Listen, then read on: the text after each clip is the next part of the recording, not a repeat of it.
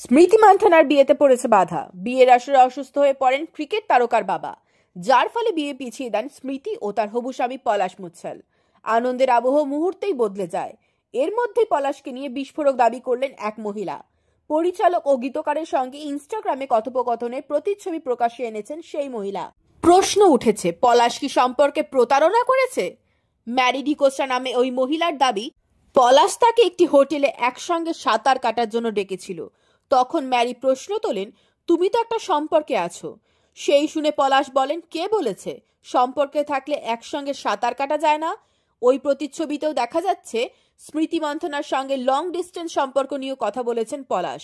ভিন্ন শহরে থাকার ফলে সম্পর্কে আগের মতো টান নেই, এমন বলতেও দেখা গিয়েছে স্মৃতি মন্থনার হবু স্বামীকে। ম্যারি নামে ওই মেয়েটির সঙ্গে দেখা করার জন্য বেশ উদগ্রীব দেখা গিয়েছে পলাশকে। আশেপাশের লোকজন চিনতে পারলে সমস্যা হতে পারে, এই আশঙ্কার কথা বলেছিলেন ম্যারি। সেই বিষয় নিয়ে নিজেই আশ্বস্ত করেছিলেন পলাশ। এই স্ক্রিনশটগুলি সমাজ মাধ্যমে ছড়িয়ে পড়েছে, তবে এই স্ক্রিনশটের নেপথ্যে একটা সত্যতা রয়েছে যা এখনো স্পষ্ট নয়। বিষয়টি নিয়ে এখনো কোনো মন্তব্য করেননি স্মৃতি ও পলাশ কেউই। রবিবার বিয়ের আসরে হঠাৎই অসুস্থ হয়ে পড়েন স্মৃতির বাবা। তার আগে মেহেন্দি, গায়ে হলুদ ও সঙ্গীত হয়ে গিয়েছে। সঙ্গীত অনুষ্ঠানে বেশ কিছু মুহূর্ত ছড়িয়ে পড়েছিল সমাজ মাধ্যমে। এরপর সোমবার সকালে অসুস্থ হয়ে হাসপাতালে ভর্তি হতে হয় পলাশকেও।